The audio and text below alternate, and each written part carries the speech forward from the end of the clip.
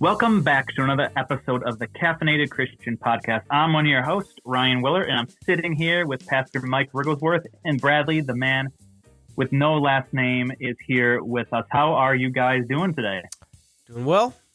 Can't complain. Yeah, it's a beautiful day. It's 60-some degrees here in Columbus. It's like it's high 50s up here. It's crazy. Yeah. Wow. Shorts and a t-shirt, baby. I'm sharing the beautiful weather with all of you. Yeah. It's just spreading. It's great. Yeah, it makes me happier when it's nice and sunny and warm out there versus the gloomy days. It's true. Better than snow, right? It is better than snow. Absolutely. All right, guys, before we begin and I toss it over to you, Bradley, we're going to discuss the coffee that we are drinking today. I'm going to go first. Mike, if you want to drop that music. Sure. Is this Coca-Cola again? No, it's not Coca-Cola. I actually have it in my Cape Cod cup that we got when we went to Cape Cod. It is, oh my gosh, it's the Mountain Coffee Company, and it's brown sugar coffee. Brown sugar, Ooh. wow. Flavor. That sounds good. I'm actually drinking this 99% black. It has a leftover residue of cream from my first cup this morning, but other than that, I don't need to add creamer. It's that good. That's impressive. Yeah, I needed it straight into the veins. Yeah. It's the way to go sometimes. Mike, what are you drinking? I am drinking invisible coffee. I am drinking no coffee at the moment. I had my fill of coffee and water and sweet tea before coming here. I'm probably gonna have to stop and go to the bathroom before too long here. So it's I've got all sorts of liquid in me today. Yeah. Mike, you're fired. It's called the Caffeinated Christian for a reason. Ah, man. It's only a matter of time. Oh well. Bradley, what about you? What do you have? I have the More Time coffee. Mm-hmm. I haven't had it before. I'm waiting for it to cool down. I just bought it this morning. It's good. I've had it before. It's really good. It smells good. Put a little French vanilla cream in there too if you want. Yeah, that's what I was gonna try black, but it's like I said, way too hot. I don't want to burn myself. Yeah, Gotcha. It's really good. But we have a great episode for you, our listeners. And in order to introduce what we're going to do, I'm going to toss it over to Bradley because Bradley found a specific article that we are going to digest and sort of review for you guys today. So Bradley, why don't you start us off? All right, so we're a little bit late to the party on this one. A little bit, yeah. Just tiny bit. But the reason why we are doing this now instead of doing it later is I was on the internet the other day and I saw something that Richard Dawkins put out on his Twitter, or X or whatever you want to call it now. And it was that he was having a debate with Ayaan Hirsi Ali, I believe is how you say her name. I can't. But she recently became a Christian, and they are having a debate in May about Christianity. And Richard Dawkins put in his Twitter that maybe he has something to learn. Whatever. Maybe is that sarcastic or was that a I have no idea. Okay. It's Richard Dawkins. You don't know. Yeah. But maybe he does have something to learn. So I said to the guys, like, maybe this is an event that we should mention and pray for it. We decided to do a full episode on her conversion to Christianity because she was one of the big atheists of like the 2000s and the new atheist movement. Mm-hmm. She was a big author at that time. So I'm just going to read this article. I'm on the Free Press article, but the ones that I gave to you guys is the same thing. This one just has a little bit of commentary. So if you go to the Unheard, that's her actual like official post. But this one has the same thing. So this one just goes over. I'll just start reading here at the beginning. So one of the biggest stories, and this was written in November, so I apologize.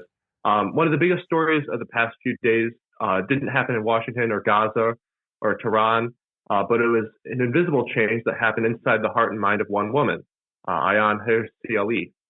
I'm just going to call her Ayaan. I can't say her name. Yeah, just go first name, make it easy. Okay. Ayaan is many things. She was a refugee from Somalia, where she was a victim of female mutilation, genital mutilation. She was a Dutch politician whose criticism of Islam, the religion she was raised in, led to death threats. her collaborator, who I can't say their name. So they had a film about Islam. Was Her collaborator who created this film on Islam was murdered in the streets of Amsterdam. The killer left a note on the stabbed victim, warning Ayaan that she would be next. A normal person would shut up. Ayaan is not normal, and she wrote a memorial. I can't read today. I'm so sorry. She wrote a memoir, Infidel. She became a mother. She became an American, and she never ever quieted her voice. It is for all these three reasons that many more of Ayaan is one of our greatest heroes of our time. She has also been, since the early 2000s, among the most prominent atheists in the world, or at least she was until late last week, when she announced in the pages of Unheard that she had converted to Christianity. The Egyptian intellectual Hussein Al-Akbar Mansour wrote in his reaction to the news that Ayaan's announcement of embracing Christianity is one of the biggest pivotal moments culturally since 9/11. And I don't know how many people actually realize this. He continued to write that Western elites ditched Ayaan for Islamists that Ayaan turned her back on, and that Christianity is the last escape for America. So then I'm just going to skip this. This is just a little bit more stuff. But in 2002, this is her talking now. In 2002, I discovered a 1927 lecture by Bertrand Russell entitled "Why I'm Not a Christian."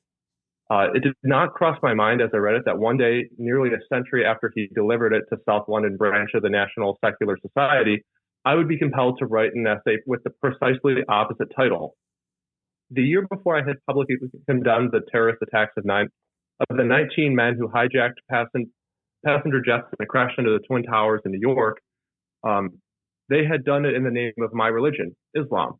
I was a Muslim then, although not a practicing one. If I truly condemned their actions, then where did that leave me? The underlying principle that justified the attacks was religious, after all. The idea of jihad, or holy war against the infidels. Was it possible for many members of the Muslim community, to simply distance ourselves from the action and its horrific results? At the time, there were many eminent leaders in the West, politicians, scholars, journalists, and other experts, who insisted that the terrorists were motivated by reasons other than the ones that they and their leaders, Osama bin Laden, had articulated so clearly. Islam had an alibi. The excuse-making was not only condescending towards Muslims, it also gave Westerners a chance to retreat into denial. Blaming the errors of the U.S. foreign policy was easier than contemplating the possibility that we were confronted with a religious war.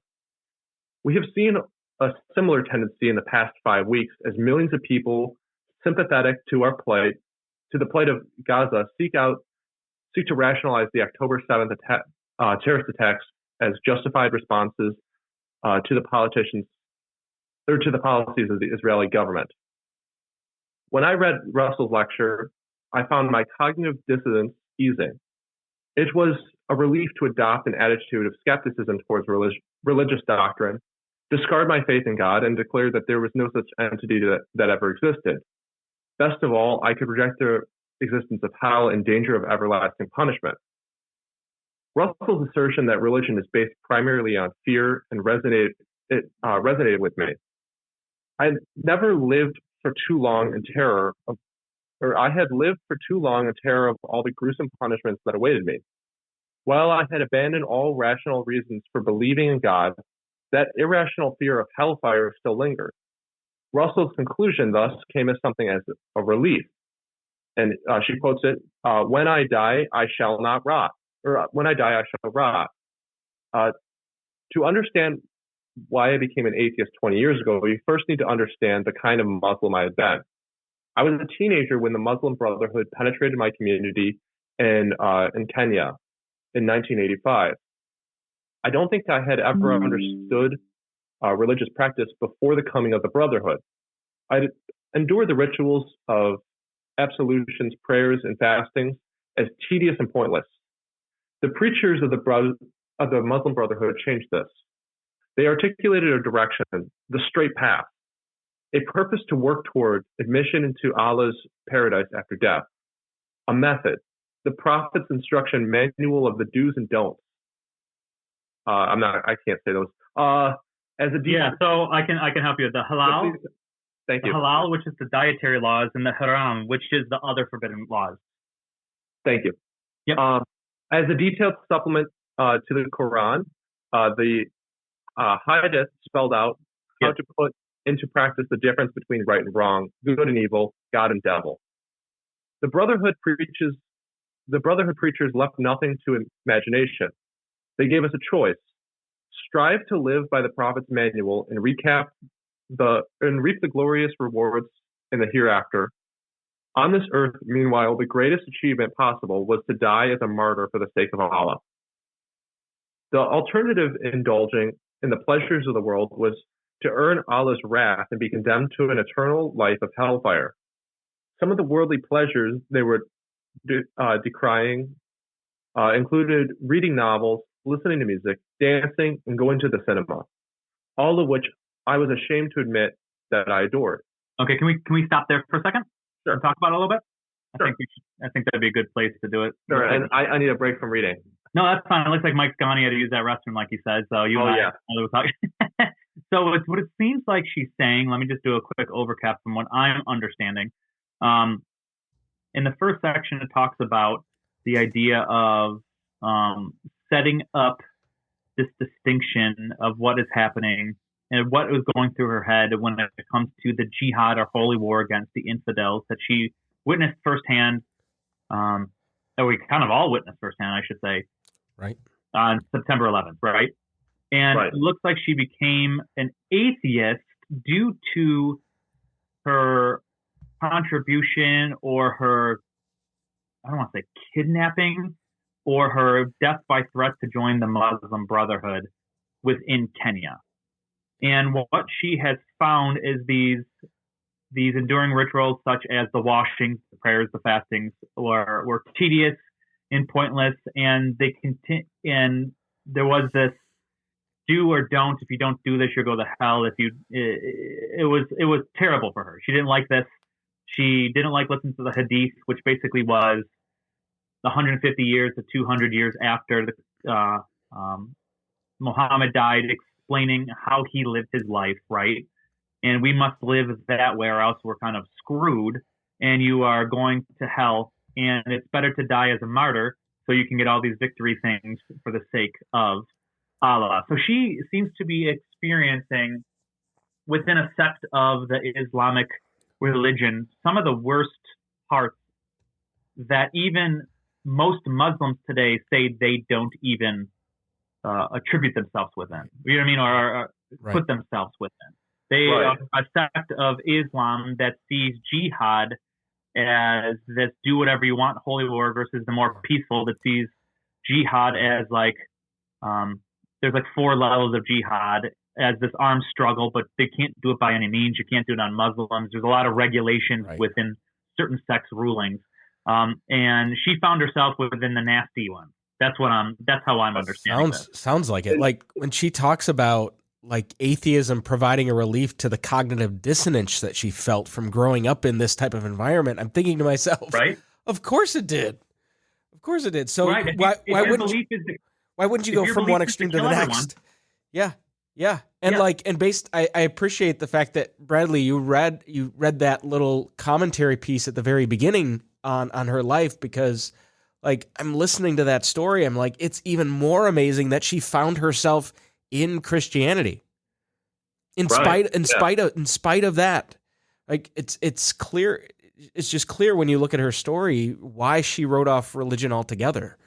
So yeah, of course she wanted relief from that, like horrific abuse. To be honest, like who wouldn't after that? I mean, like this is like, I mean, like the strictest like forms of Christianity don't even like reach this far. Right. You know, like, I mean, I've been to plenty of places that would say like, oh, dancing is bad or like, you know, whatever. But I've never seen a place that would like condemn reading a book. You know what I mean? Like that's crazy. Right. And I mean, as we get up, we'll see we'll see more about like the how they were forced to dress and stuff like that. But it's absolutely insane how terrible her childhood was, and I can understand like as an adult like rationalizing that, and then like seeing the terrorist attacks of 9/11 and then having to, you know, like, is that what I actually want? It's right. crazy. Right. Well, and to her account too, just studying what I study, you can see why she wrote off religion, right? If this is the true religion, it's better to argue that it doesn't exist versus argue for another one, right? It just seems easier to do that. Right. But secondly, when you read the modern defense of sort of the Islamic prophets / teachers, whatever you want to call them, it is written in the surahs that the Jews and the Christians have the same message as the message Muhammad did. So if this is truly what she's being told, and she's being sort of trained to believe that all of the Christian and Jewish writings were a forgery, were a mistake, right. which I don't even get me started with that. Right. You could see why she's like, well, why would I even bother with Judaism or Christianity if it's literally the same thing as what I am being told now? Because according to Muhammad, it was being taught it was the Christians and Jews that messed it up. So you can see why she's like, well, forget all of it, because if it's the same thing, they're telling me it's the same thing, why even bother looking into what the other religions even believe? Right. To add to that too, I think the other thing we have to remember too is that, because I'm like having to remind myself of this, is that this is taking place in like the 90s and like late 80s. Yeah. So like the information about other like religions didn't exist at this point. To the extent that we have it now. And also, this is not happening in the West. This is happening in Africa. Right. Correct. Which Africa was far different at this point in time than it is even now. Even than it was in the last 10 years. So, or even when the first church started, Christianity was in Africa before it was even in the West over here. So it dramatically changed. Africa is such a different place than it has been. Like, it changes more rapidly than it does in the West. So I think that's important to remind ourselves of as well. Yeah, and that it's the pre-digital age, I think, is important. Yeah, right. Hugely important. Absolutely. One more thing. Are you guys aware of the Muslim Brotherhood at all? This is before my time. I don't really know too much about them. Is it just like a more like extreme sect of Islam, or is it like more of like a cult? Because it sounds kind of culty. What little I know about it, it's an extreme sect of Islam. Yeah. Okay. Yeah. I haven't dove much into it in my studies. I'm still trying to get to the philosophy and doctrines and all that thing down pat. But they hate the Jews. Yeah. That. Yeah, and there's a huge history on why they do that, which is very fascinating. But that's for another time. Yeah. But yeah, it seems like she got into a very extreme sect that understood things different than a lot of Muslims today, and she rejected all religions because of it. That's what I'm going. It sounds like an extreme sect for even the Brotherhood, like almost. Well, especially if it's genital mutilation and stuff like that, it's not good. Gosh. Right. Right. I mean, like events that you can kind of see why she stayed an atheist too. I mean, like she created that film. I know I didn't read that the best, but like she created a film with like this collaborator, and they died. They were stabbed in the streets, and like you can see why she stayed as an atheist. Like, why would I go to a religion if that's going to happen? Right. Sure, it's like my own people didn't even want me back. Right. You know what I mean? They're trying to kill me. Well, right. It's like if you think that this is how religion itself just operates, you're just going to try to move towards whatever is going to lead to the preservation of your own life. You know, like, yeah. So I get why she became an atheist. Totally. Absolutely. All right, Bradley, want to keep going? All right. The most striking quality of the Muslim Brotherhood was their ability to transform me and my fellow teenagers from passive believers into activists, almost overnight. We didn't just say things or pray things. We did things. As girls, we donned the burqa and swore off Western fashion and makeup. The boys cultivated their facial hair to the greatest extent possible. They wore the white dress like the thawb worn in Arab countries, or had their trousers shortened above the ankle bones. We operated in groups and volunteered our services in charity to the poor, the old, the disabled, and the weak. We urged fellow Muslims to pray and demand that non-Muslims convert to Islam.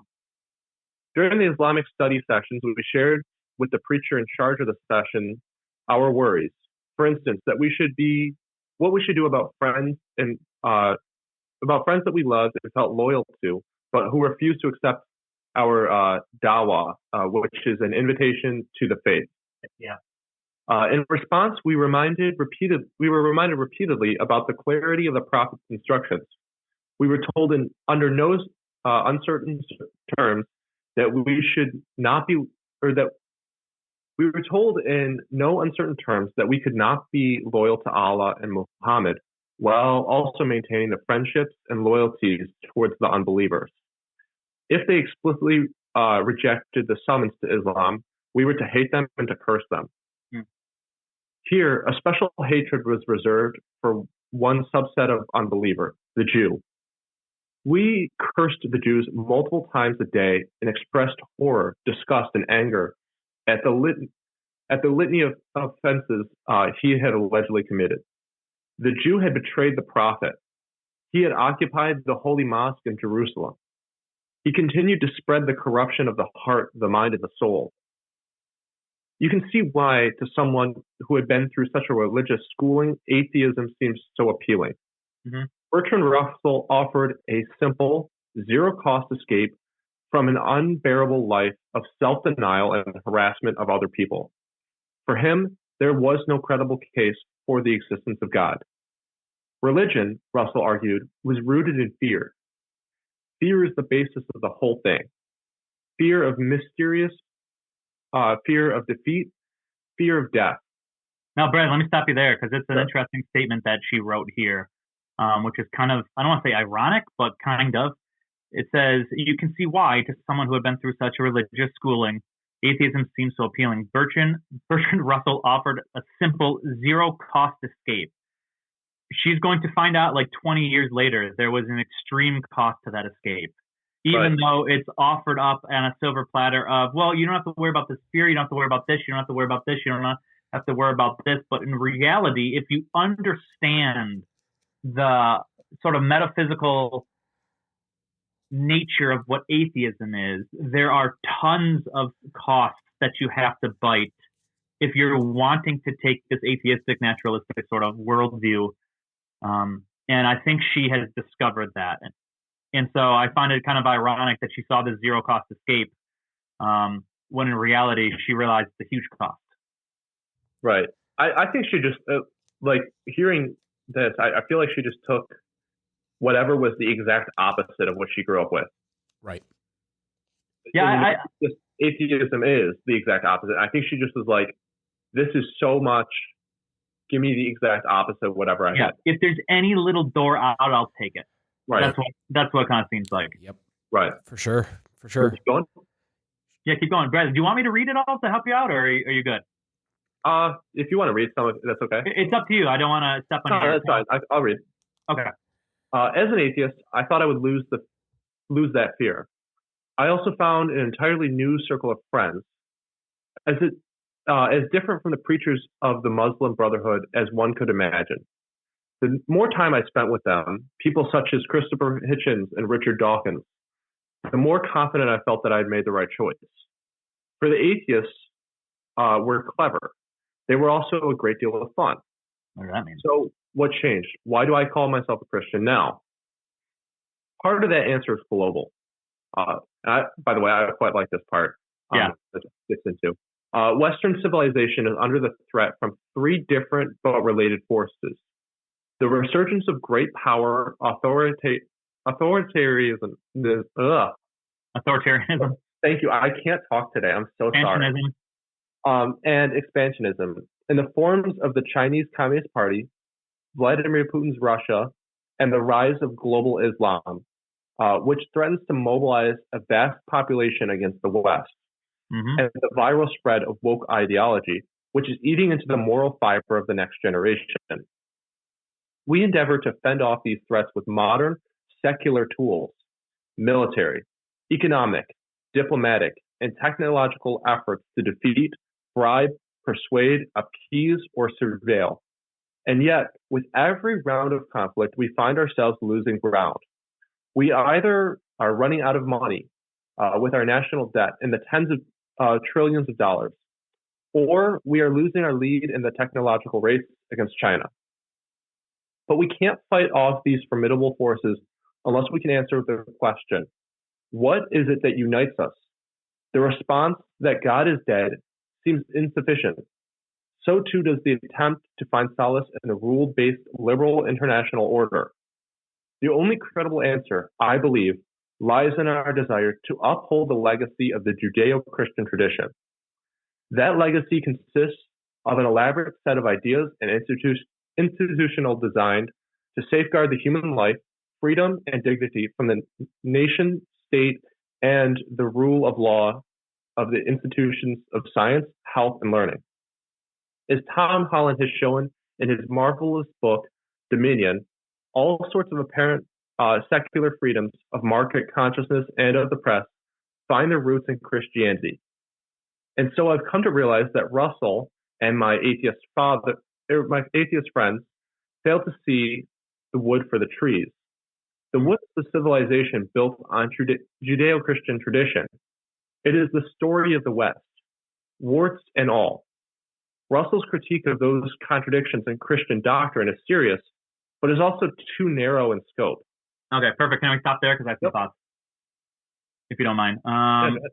So I do find it really interesting because I sort of highlighted this statement. She said that legacy consists of an elaborate set of ideas and institutions designed to safeguard human life, freedom, and dignity from the nation state and the rules of law to the institution of science, health, and learning. Now, the first thing I find really interesting is without some moral metaphysics, right? I don't understand how a nation state can even define morality to design safeguards for human life, freedom, and dignity. Because if even you say freedom, you have to first argue that freedom is a good, it's an ought that we should have. And those are moral statements, but as she's noticed, independent of some transcendent thing, for a nation state to be on its own, disconnected from any sort of ground like that, it almost seems impossible. Hence, all of the stuff that seems to be happening. Now, I also want to add, Tom Holland, great book. Dominion, fantastic book. I don't believe he's a believer. I think he just wrote a book about what has Christianity done for this country. Double check that. One of the guys who is a historian that writes about the Christian history is not a believer, and he writes that we ought to get back to Christian morals, even though he's not a believer. Yeah, I don't know for sure. I know the name Tom Holland though, and I know of the book Dominion. He's a great Spider-Man. He's a great Spider-Man too. Yes, but he is not. I've not read the book yet though. Let's see. Yeah. Bradley, yeah. So he's a professor in Oxford. Like, I'm just seeing that he's a historian. Yep. Yeah, as far as I can tell, I don't think he's a Christian. He's just a brilliant historian. Sure. Which is interesting. Right. Yeah, I found that really interesting. But yeah, I find that she had this belief in science or health set up by the state that we can posit some sort of good for humanity. It should be able to solve and safeguard all of our problems. And I think she came to realize it doesn't even ask the fundamental questions. One, is it even possible? Two, where is it basing its grounding off of? Right. And since it can't do that, because that's a metaphysical question, and politics doesn't answer that question. You obviously see the collapse that she's statistically given us before. And I do think she's right here, which is interesting. She sees the only credible answer, I believe, lies in our desire to uphold the legacy of the Judeo-Christian tradition. I think she's right, because a lot of people who follow Islam believe that God exists, so then you have the ultimate morality, right? But the problem is is we are one, according to Islam, not made in the image of God. That's like a almost to the level of shirk to claim that we are. We are not made in the image of God according to Islam. And two, the only way we can know what is good truly is to follow what the Prophet has done, hence the hadiths, in order to understand how he did specific actions. But if you read the Quran himself, Muhammad's not even certain that he's making it to heaven. He doesn't know.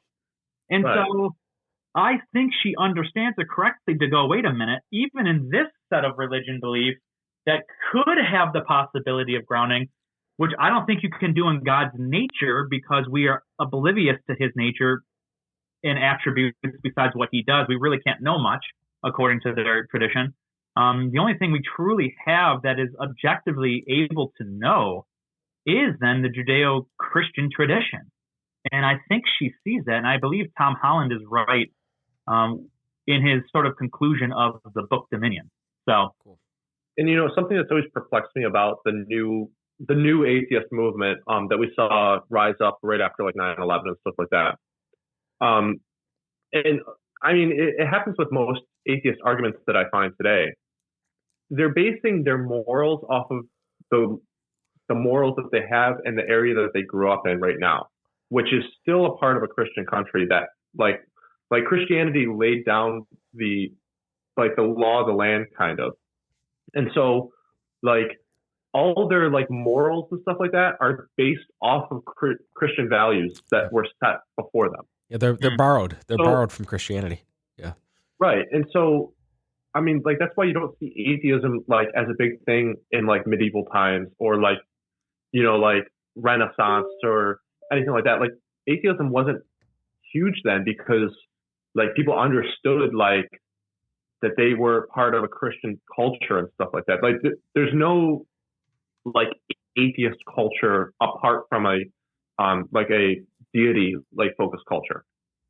Like there's always been like paganism or like some type of other religion. It's never been like atheism's been big up until recently. And ask an atheist, it is remarkably difficult to find a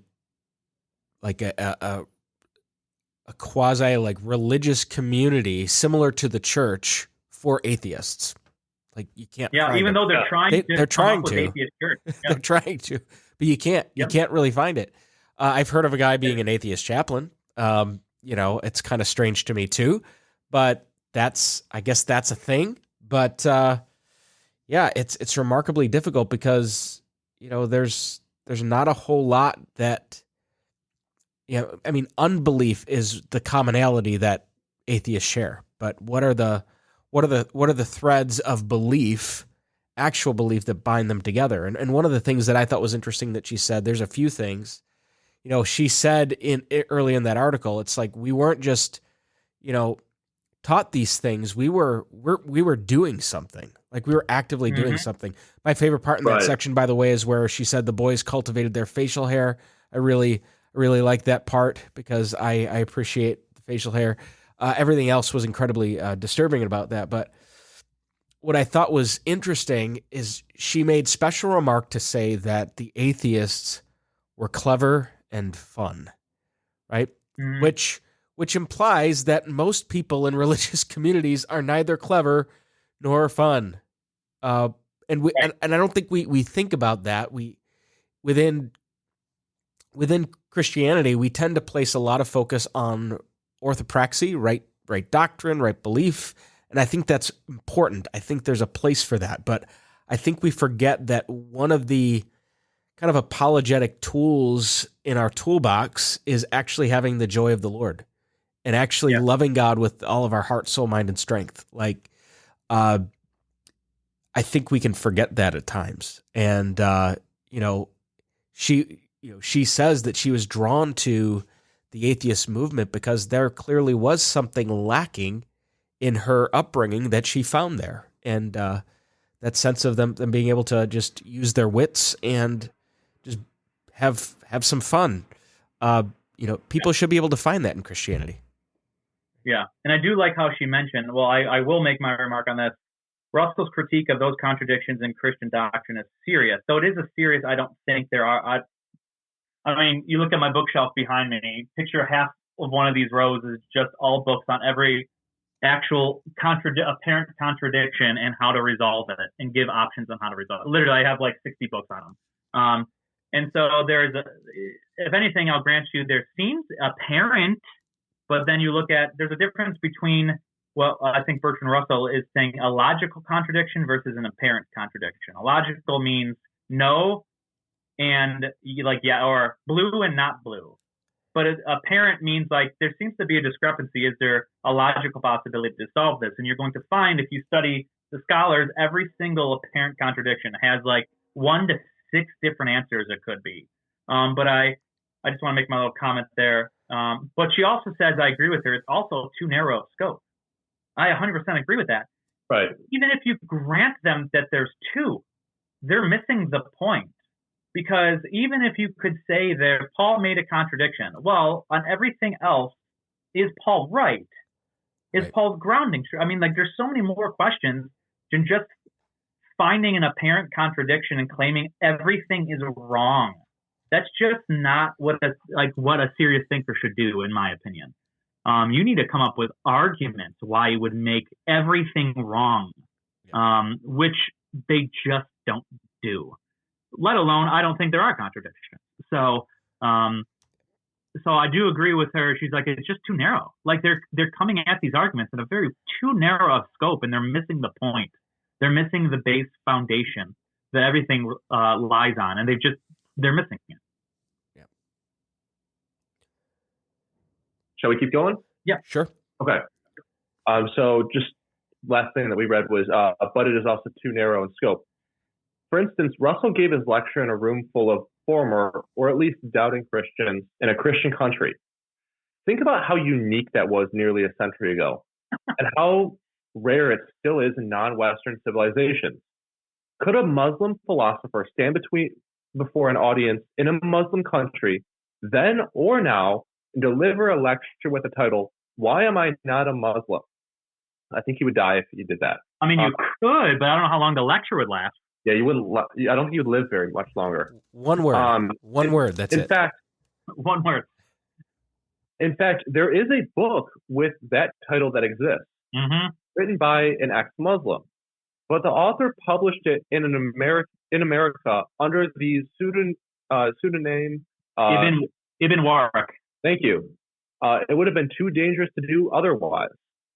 To me, this freedom of consequence in speech is perhaps the greatest benefit of Western civilization. It does not come naturally to man. It is the product of centuries of debates between Jewish and Christian communities. It was these debates that advanced science and reason, diminished cruelty, suppressed superstitions, and built institutions to order and protect life, while guaranteeing freedom to as many people as possible. Unlike Islam, Christianity outgrew its dogmatic stage. It became increasingly clear that Christ's teachings implied not only a circumscribed role for religion as something separate from politics, it also implied compassion for the sinner and humility for the believer. Yet I would not be truthful if I attributed my embrace of Christianity solely to the realization that atheism is too weak and diverse a doctrine to fortify us against the menacing foes. I have also turned to Christianity because I ultimately found life without spiritual solace unbearable.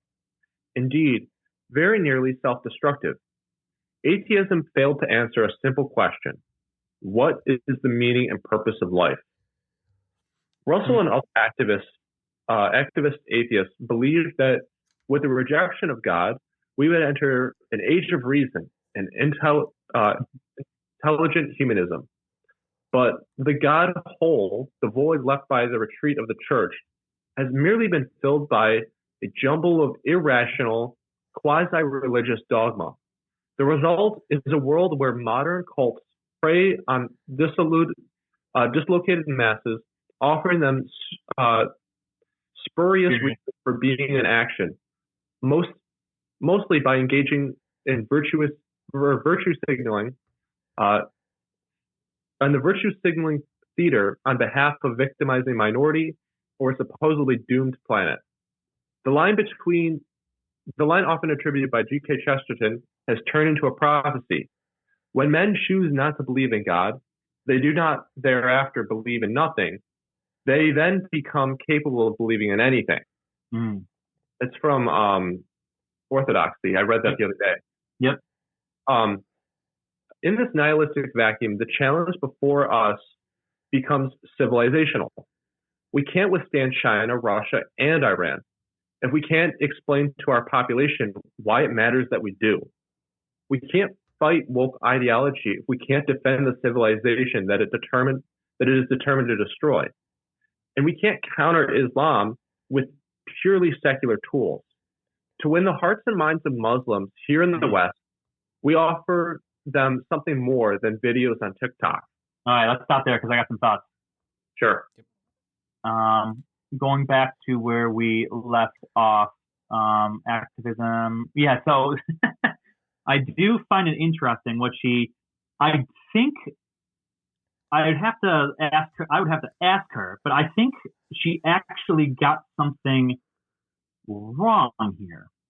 And I want to answer what I think the answer is, and it actually is far worse, in my opinion. So it's Okay. Atheism failed to answer a simple question. What is the meaning and purpose of life? I don't think it has failed to answer it. The answer I think you're right. The answer is there is none. It's purely subjective. At the end of all of it, the heat depth of the universe will happen. There is no objective purpose, meaning, no transcendent purpose or meaning that will live on. You live in this small little portion of the life and get what you can get, because other than that, there is nothing. And in 5,000 years, 10,000 years, whenever what they say now, 10 million years, the sun will explode and kill everything, even if our civilization cannot kill each other by then. It's impossible, according to the atheistic worldview, for any of this to continue on human life that we know it. So I think it does answer the question. Well, it's essentially the book of Ecclesiastes. Meaningless. Yeah, 100%. Enjoy your life. Eat, drink, be merry. Do your thing. Just it doesn't matter. Without God, it doesn't matter. Absolutely. And I do love that she used G.K. Chesterton as that freak of nature man that he is. That line, I love. Line. I've read that line 100 times in my life, and every time I read it, I still go, man, I feel so stupid when I'm reading it. When men choose not to believe in God, they do not thereafter believe in nothing. They then become capable of believing in anything. Yeah. That is so profound, that the belief in God causes you to reject all of these other things. But when you reject the belief in God, anything, in a sense, becomes available to you, which is so dangerous.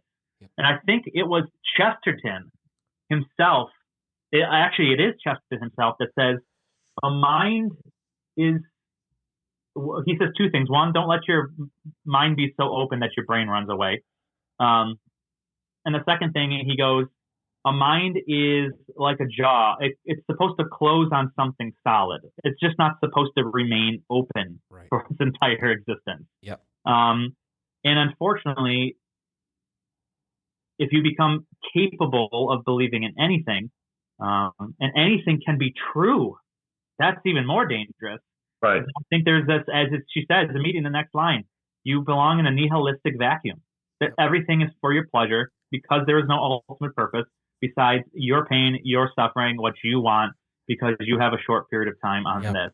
But the problem is, Russia, China are bigger than you. Yeah. And they will beat you. Yep. And like you're stuck. And to her point, an entire generation where people are growing up as nihilists, what does that do to a civilization? Yeah. Yep. And the woke identity, as she said, continues to infiltrate society, because if you don't have the solid thing to close on, you cannot fight it. This is the logical outworking of this relativistic sort of tolerant society, as she notices. This is the outworking. You get this kind of civilization, and she obviously harkens back to Islam. If then Islam can be subjectively true and they have more power, you're either going to bend the knee or they're going to take care of you, according to that certain sect of what she believed in. So you can see why she continues to hound on. We need to have something objective, something to fight this, because they claim they do, and if we can't prove them wrong, they're going to gather what they have against you because you can't do anything about it. Right. Right. Yeah. And I think it's important, too, that she mentioned up above that our civilization, and more specifically Christendom, as or the West, as we call it now, was founded on Jews and Christians kind of like debating each other about how life should be lived. And it was conversations happening that caused our civilization to evolve over time. Yeah. It wasn't just like, we created laws and caused like our opponents to, be pushed into a dark corner where they can't say anything or hurt anyone. Yeah. It was conversation. And that's one of the big things that we've lost over the years. She even mentions like, we have to talk to Muslims that are here in the West that we have more to offer them than just TikTok videos. Like we have to have a conversation. We have to have actual intelligent like viewpoints. We can't just have these 3-second videos that you find on TikTok that nobody remembers after watching 3 of them in a row. Yeah, it's not going to persuade them. If the Muslim Brotherhood is quote unquote a brotherhood, that's what got her intrigued in the first place. And so the one thing that you're not going to do is persuade them to come to nothingness. Right. You have to persuade them with something. And I think Christianity, as a member of Christ's body, as a brother and sister spiritually, right? There is something, I think, even more powerful than you fall under a set of belief propositions. Though we Christians fall under a set of belief propositions, we truly believe there is something spiritual at work that connects us that they don't necessarily have in the way the Christian tradition does. And until we can show that we offer something greater, what the heck? You go ahead, do 30-second TikTok videos. No one cares. That's fine and dandy. No, you have nothing to offer them. Yep. And just to go back to that point that I made earlier about like all these atheists in the 2000s movement, like their foundation is built on Christianity, and their arguments are built on Christianity. I remember hearing about atheists saying how like Christians were so silly and unintelligent and stuff like that. And you look at like the secularists now and how much it resembles paganism. Like it's basically paganism. They've traded out like God for the earth, and they treat the earth as God, and anything for the earth. And so we'll stop eating, healthy food, and we'll start eating like bugs and stuff like that in order to save the planet. And you have all these like their arguments look so silly from like the intelligent people that existed about 10 years ago that were leading this cause, or leading this crusade against us. Right. And how they just look so silly. Right. All right. Yeah. And I think, another aspect of this too, as she's talking about the need for a kind of a regrounding of our Christian morality within our country, which there is that grounding there. I also think of how Christianity offers something entirely different from what she experienced as a child. The idea that every human being, just by the fact that they exist, has inherent worth and value and dignity. That dignity and value is not based on whether or not you believe in a certain set of propositions or not. Yeah. It's not rooted in that. It's rooted in the fact that you have breath in your lungs.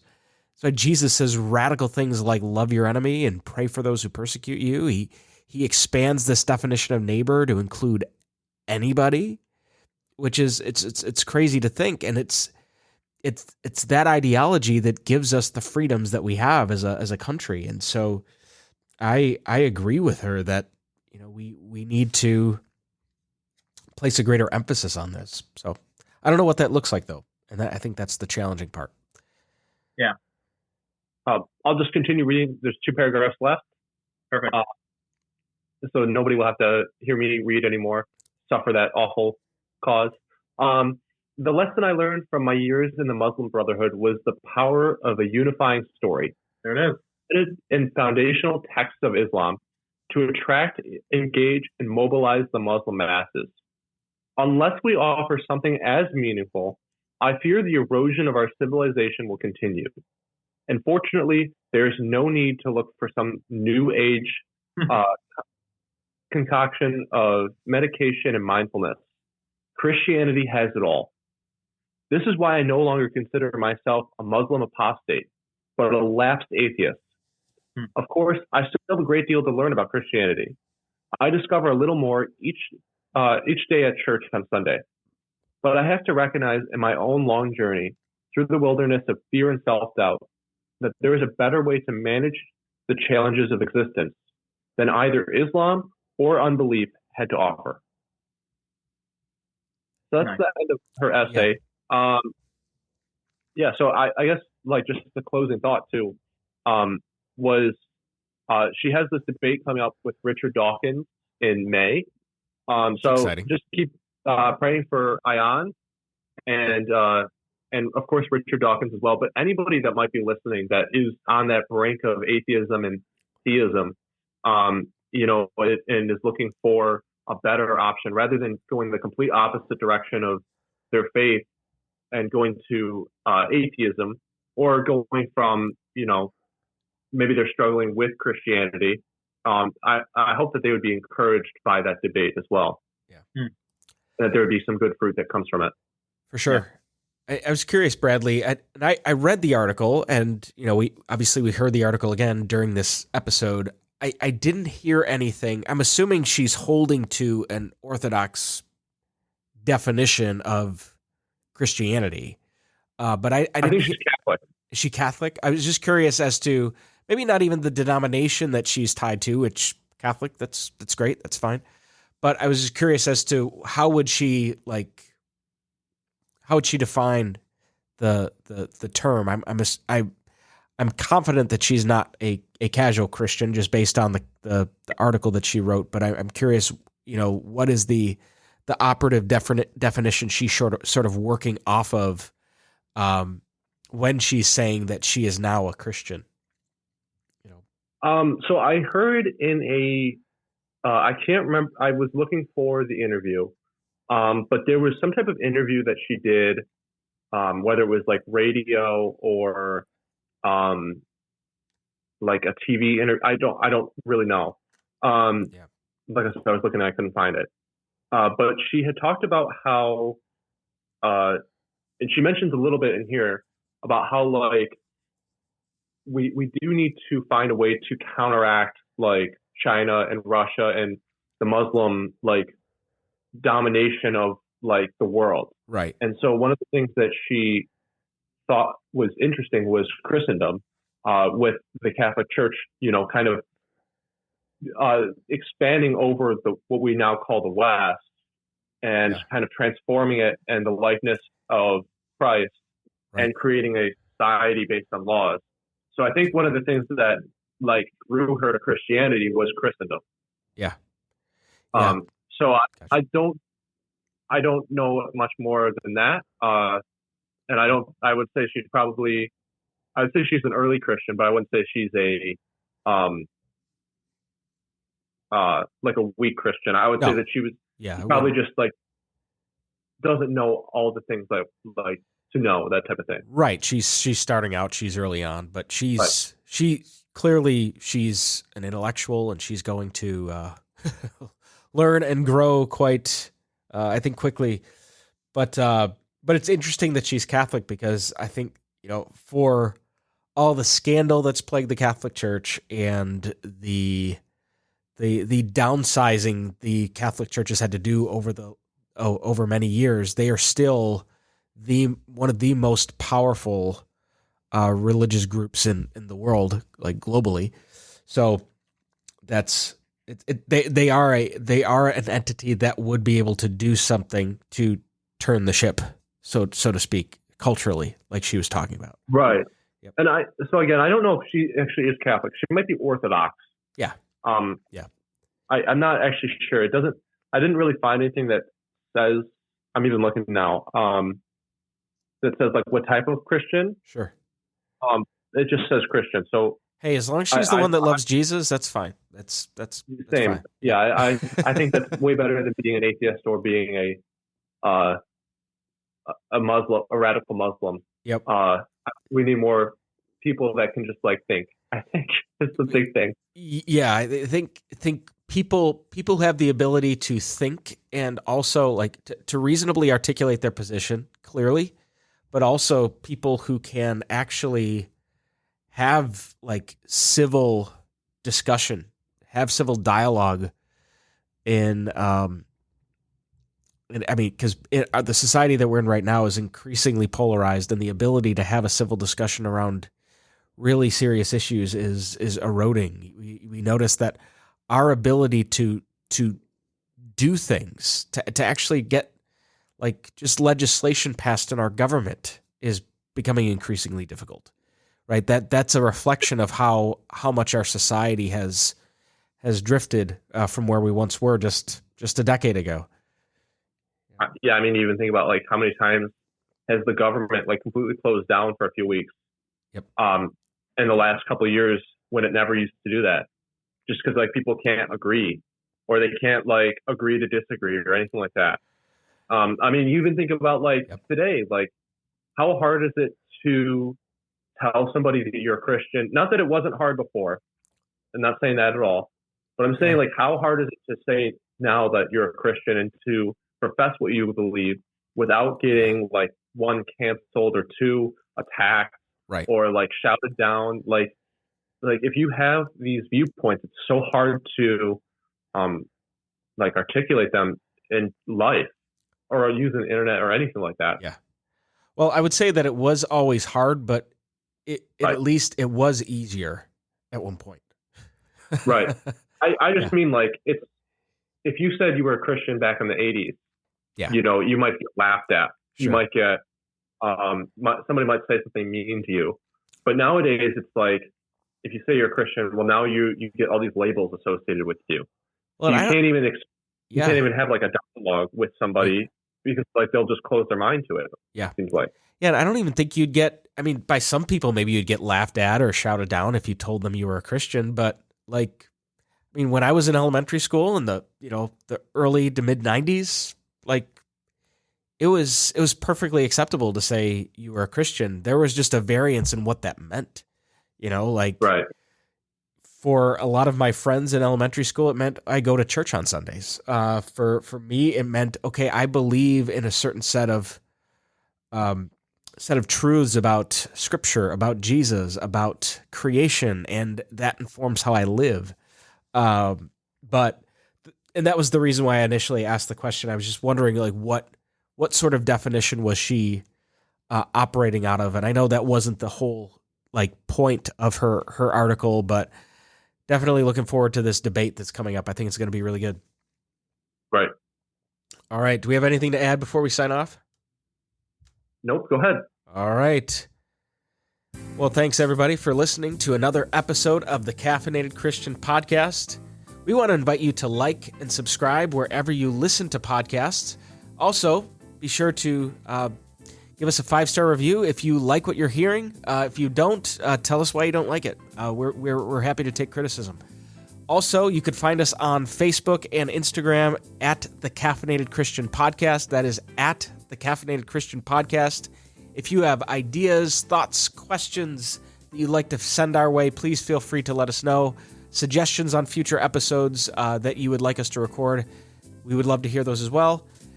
And we've got some great things in store for the next few episodes. And until then, have a terrific day.